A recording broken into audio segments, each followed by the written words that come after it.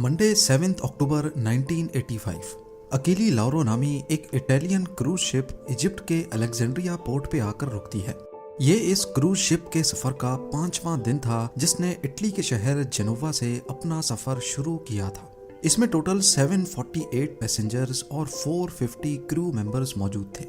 Alexandria port पे 651 passengers ship से उतरकर बसेस में बैठ चुके थे। ये लोग पिरामिड साइट सीइंग के लिए कायरो जा रहे थे। इनकी रवानगी के बाद शिप कैप्टन ने अलेक्जेंड्रिया पोर्ट से एग्जिट किया और बचे हुए 97 पैसेंजर्स के साथ क्रूज शिप की डायरेक्शन 225 किलोमीटर वेस्ट में इजिप्ट के पोर्ट सईद की तरफ कर दी। यहाँ 14 घंटों के बाद कायरो जाने वाले टूरिस्ट वापस से क्रूज शिप को ज्वाइन करेंगे। यहाँ तक जो कुछ भी हुआ वो पहले से प्लान्ड था, लेकिन इसके बाद चीजें बिगड़ना शुरू हो गई। 14 घंटों के बाद कायरो जाने वाले टूरिस्ट रात को ठीक 10:30 बजे पोर्ट ऑफ सईद पहुंच गए, इस उम्मीद में कि वो वापस से अपने साथियों को ज्वाइन करेंगे। लेकिन वहां अकीली लाउरो का कोई नामो निशान नहीं था। पहले उनको बताया गया कि सुइज कैनाल जाने वाली ट्रैफिक की वजह से क्रूज शिप को देर हुई है, लेकिन जब 3 घंटे इंतजार के बावजूद भी क्रूज शिप वहां नहीं पहुंची, तब उनको सब कुछ सच बता दिया गया। मालूम क्या पड़ता है कि अकीली लाउरो को हाईजैक कर लिया गया है। ज़ेम टीवी की वीडियोस में एक बार फिर से खुशामदीद। नाजरीन, बचे हुए 97 पैसेंजर्स के बीच में 4 हाईजैकर्स भी थे। उन्होंने अपने वेपन्स शायद किसी फ्यूल टैंक में डालकर स्मगल किए थे, जिसकी वजह से उनके रूम में बहुत ज्यादा स्मेल थी। अलेक्जेंड्रिया पोर्ट से निकलने के फौरन बाद वो अपने रूम में बैठकर हेयर ड्रायर की मदद से अपने हथियारों को खुश्क कर रहे थे। तभी एक वेटर फ्रूट सर्व करने के लिए उनके रूम में आ गया, जो कि गलती से खुला हुआ था। शायद उनको अलेक्जेंड्रिया पोर्ट के करीब शिप हाईजैक ही नहीं करनी थी, लेकिन क्योंकि अब भांडा फूट चुका था तो वो फौरन शिप के डाइनिंग हॉल में गए और पैसेंजर्स को खौफजदा करके उनको हॉस्टेज बनाना शुरू कर दिया।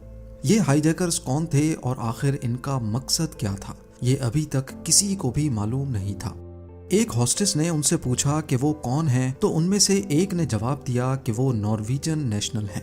इससे पहले कि हाईजैकर्स शिप के रेडियो रूम तक पहुंचते, वहां बैठे ऑपरेटर ने एक SOS कॉल ब्रॉडकास्ट कर दी, जिसमें बताया गया कि अकीली लाउरो शिप हाईजैक हो चुकी है। ये SOS कॉल स्वीडन में एक रेडियो स्टेशन को रिसीव हुई। इस SOS मैसेज के बारे में हाईजैकर्स को मालूम नहीं था और उन्होंने रेडियो रूम पे कब्जा करके शिप का सारा कम्युनिकेशन सिस्टम बंद कर दिया। एक हाईजैकर ने लाउड स्पीकर पे शिप कैप्टन को फ्रंट ब्रिज पे आने को कहा।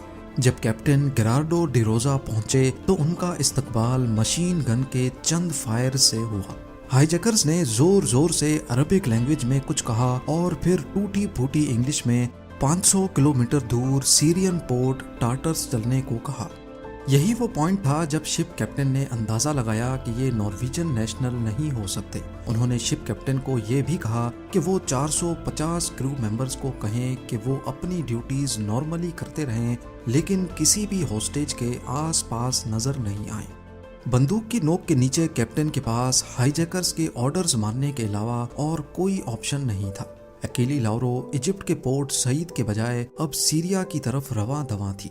डरे सहमे हॉस्टेजेस और शिप के क्रू को कुछ समझ नहीं आ रहा था कि उनके साथ क्या होने वाला है। 7 तारीख का सूरज डूबने वाला था और हाईजैकर्स ने तमाम हॉस्टेजेस को जमीन पे ही सो जाने को कहा। दूसरी तरफ स्वीडन के रेडियो स्टेशन को मिलने वाले SOS मैसेज ने पहले ही पूरी दुनिया में तहलका मचा दिया था। Italian crisis management team active हो चुकी थी क्योंकि ये उन्हीं की क्रूज शिप थी, लेकिन US ने पहले इस केस को इतना सीरियस नहीं लिया। पर जब उनको मालूम पड़ा कि क्रूज शिप में अमेरिकन नेशनल्स भी हैं, तो US क्राइसिस मैनेजमेंट भी हरकत में आ गई। ये उनकी नज़र में एक टेररिस्ट अटैक था और US की टेररिस्ट के साथ निगोशिएशंस की कोई पॉलिसी नहीं थी। पर मसला ये था कि इस हाईजैकिंग में अभी तक 3 अलग अलग कंट्रीज अफेक्ट हो चुकी थी।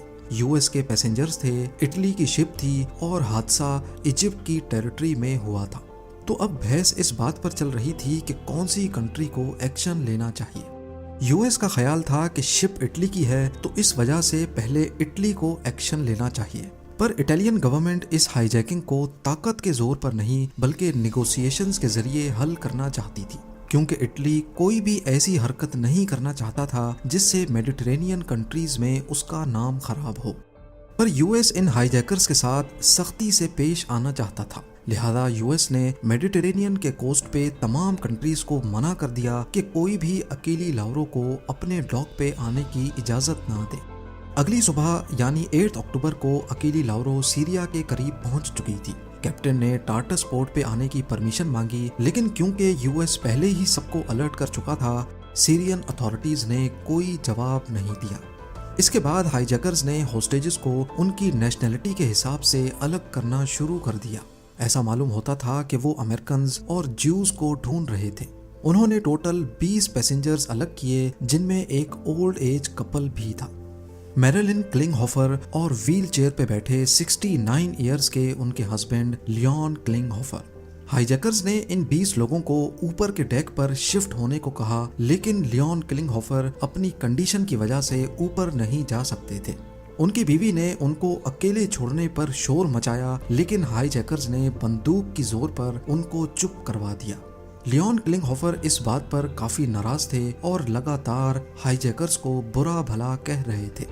کافی وقت تک جب اکیلی لاورو کو سیریا میں داخل ہونے کی پرمیشن نہیں ملی، تب ہائی جیکرز نے آخر کار اپنی ڈیمانڈز ریڈیو کے ذریعے سیرین اتھارٹیز کے سامنے رکھ دی۔ 4 میں سے ایک جو ان کا لیڈر لگ رہا تھا، اس نے ریڈیو پہ بتایا کہ ان کا تعلق PLF یعنی پیلسٹین لبریشن فرنٹ سے ہے اور وہ چاہتے ہیں کہ اسرائیل ان کے 50 ساتھیوں کو رہا کر دے۔ ساری چیزیں اب کھل کر سامنے آ چکی تھی۔ خود کو نارویجن بتانے والے اصل میں فلسطینی تھے۔ اس ہائی جیکر کا نام یوسف مجید مولکی تھا اور اس نے آخر میں کہا کہ اگر 3 بجے تک ان کی ڈیمانڈز پوری نہ کی گئیں تو شپ میں موجود جوز کو ایک ایک کر کے وہ مارنا شروع کر دیں گے۔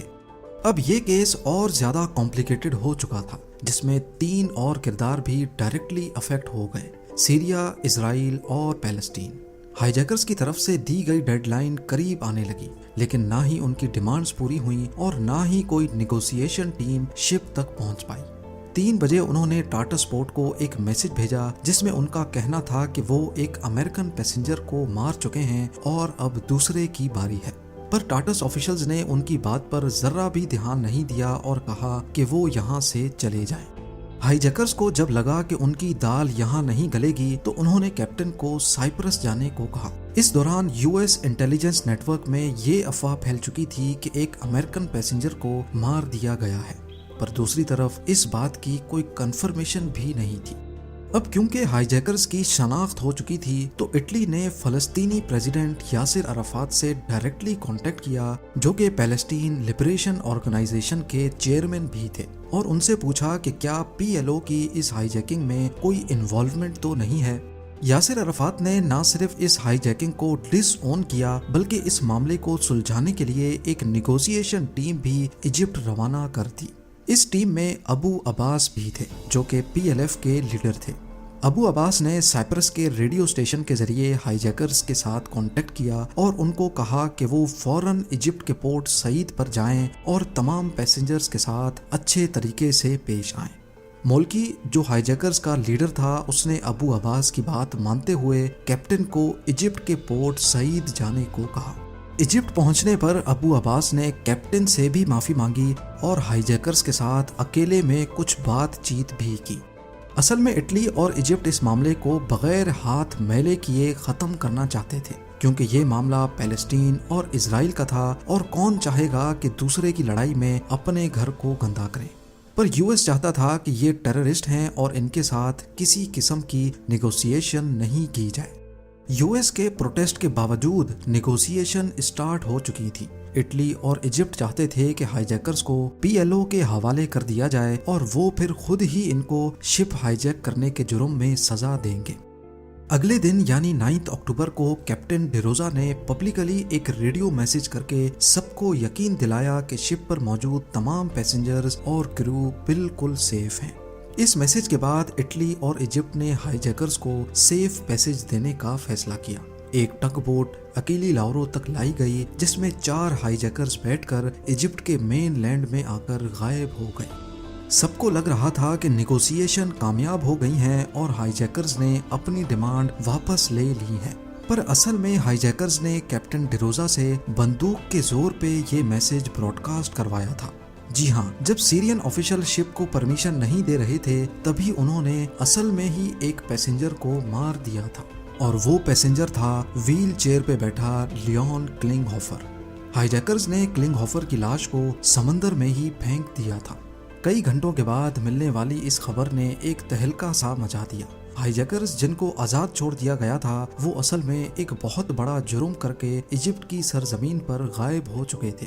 اب ساری بندوقوں کا رخ ایجپٹ کی طرف ہو گیا۔ اٹلی نے ایجپٹ کو کہا کہ ہائی جیکرز ان کے حوالے کیے جائیں، لیکن ایجپٹ بھی اس معاملے سے دور بھاگ رہا تھا۔ ایجپشن پریزیڈنٹ حسنی مبارک نے کہا کہ ہائی جیکرز ایجپٹ چھوڑ گئے ہیں اور ان کو معلوم نہیں کہ اب وہ کہاں ہیں، لیکن اصل میں یو ایس انٹیلیجنس کو خبر ملی کہ ایجپٹ ان کو ایک پلین میں بٹھا کر تونیشیا بھیج رہا ہے، جہاں ان کو پی ایل او ریپرزینٹیٹیو اپنی حراست میں لے لیں گے۔ 10 اکتوبر کو شام 6 بجے ایجپٹ کی المازا ایئر بیس سے ایک سیویلین ایئر کرافٹ روانہ ہونے والا تھا، جس میں چاروں ہائی جیکرز کو تونیشیا کے لیے روانہ کیا جا رہا تھا۔ پر نہ ہی ہائی جیکرز کو، نہ ہی اٹلی اور نہ ہی ایجپٹ کو معلوم تھا کہ یو ایس کرائسس مینجمنٹ اس جہاز کو ہوا میں ہی انٹرسیپٹ کرنے والے ہیں۔ 4 F-14 fighters, 2 KA-6D year tankers اور 2 E-2C ریڈار پلینز نے میڈیٹرینین کے اوپر ہی پیٹرولنگ کرنا شروع کر دی۔ جیسے ہی ہائی جیکرز کے پلین نے ٹیک آف کیا، یو ایس ایئر فورس کے فائٹر جیٹس الرٹ ہو گئے اور اس کا پیچھا شروع کر دیا۔ 1.5 گھنٹے ہوا میں رہنے کے بعد F-14 ایئر کرافٹس نے جہاز کو گھیر لیا اور پائلٹ کو کہا کہ وہ اٹلی میں نیٹو کی ایئر بیس سیگونیلا میں لینڈ کریں۔ پائلٹ نے ایجپشین ایئر بیس سے کانٹیکٹ کرنے کی کوشش کی، لیکن E-2C ریڈار پلینز نے پہلے ہی اس کے ریڈیو سگنل جیم کر رکھے تھے، لہذا پائلٹ کا ایجپشن بیس سے کوئی کانٹیکٹ نہیں ہو پایا۔ پائلٹ کے پاس اور کوئی چارہ نہیں تھا اور اس نے سسلی کی طرف جہاز موڑ دیا۔ 11 اکتوبر رات کے 12:10 پر جہاز سیگونیلا ایئر بیس سسلی پہ لینڈ کر گیا۔ اس آپریشن کے بارے میں کسی کو بھی معلوم نہیں تھا۔ اٹلی کو خود اس آپریشن کے بارے میں تب معلوم پڑا جب جہاز سیگونیلا ایئر بیس پہ لینڈ کرنے والا تھا۔ اب کیونکہ یہ جہاز اٹلی میں لینڈ ہوا تھا، شپ بھی اٹلی کی ہائی جیک ہوئی تھی اور مرڈر بھی اٹالین شپ پہ ہی ہوا تھا، اسی وجہ سے پہلا حق اٹلی کا تھا کہ وہ ان کی کسٹڈی لیں، لیکن یو ایس چاہتا تھا کہ ان کی کسٹڈی وہ لیں گے۔ لینڈ ہونے والے جہاز کو 80 یو ایس کمانڈوز نے گھیر لیا اور 80 کمانڈوز کو 300 اٹالین کمانڈوز نے۔ کئی گھنٹوں تک اٹالین اور یو ایس ڈپلومیسی کی میٹنگ جاری رہی اور پھر آخر کار صبح کو واشنگٹن سے ایک کال آئی اور انہوں نے امریکن سولجرز کو پیچھے ہٹنے کا حکم دیا۔ اٹلی اور امریکہ کے بیچ ایگریمنٹ اس شرط پر ہوا تھا کہ اٹلی ان ہائی جیکرز کو سزا دلوائے گا۔ اٹالین ٹروپس نے جہاز میں ان 4 ہائی جیکر سمیت ایک اور اہم شخصیت کو بھی پایا، اور وہ تھا PLF کا لیڈر اور یاسر عرفات کا بھیجا گیا ابو عباس۔ ابو عباس کی جہاز میں موجودگی کی وجہ سے ایسا مانا جاتا ہے کہ اسی نے یہ ساری ہائی جیکنگ پلان کی تھی، پر یاسر عرفات کو اس کا علم تھا کہ نہیں، اس بات کی کوئی کنفرمیشن نہیں ملی۔ ہائی جیکنگ کے ساتھ کنیکشن میں ثبوتوں کی کمی کی وجہ سے اٹلی نے ابو عباس کو چھوڑ دیا، جبکہ چاروں ہائی جیکرز پر کیس چلا کر ان کو سزا دی گئی۔ جس ہائی جیکر نے کلنگہوفر کا قتل کیا تھا وہ تھا المولکی، جس کو 30 سال کی سزا سنائی گئی، جبکہ باقی تینوں ہائی جیکرز کو 15 سے 25 سال کی سزا دی گئی۔ بعد میں معلوم پڑا کہ یہ شپ کو ہائی جیک کرنا ہی نہیں چاہتے تھے، بلکہ اس کروز شپ کو استعمال کر کے اسرائیل کے پورٹ اشود پہ اٹیک کرنا چاہتے تھے، اور یہ قدم حال ہی میں اسرائیل کی بومبنگ کی وجہ سے لیا گیا تھا۔ لیون کلنگہوفر کی باڈی 5 دنوں کے بعد 13 اکتوبر کو سیریا کے کوسٹ سے برآمد ہوئی، جس کو اٹاپسی کے بعد ہوم کنٹری بھیج دیا گیا۔ امید ہے زیم ٹی وی کی یہ ویڈیو بھی آپ لوگ بھرپور لائک اور شیئر کریں گے۔ آپ لوگوں کے پیار بھرے کامنٹس کا بے حد شکریہ۔ ملتے ہیں اگلی شاندار ویڈیو میں۔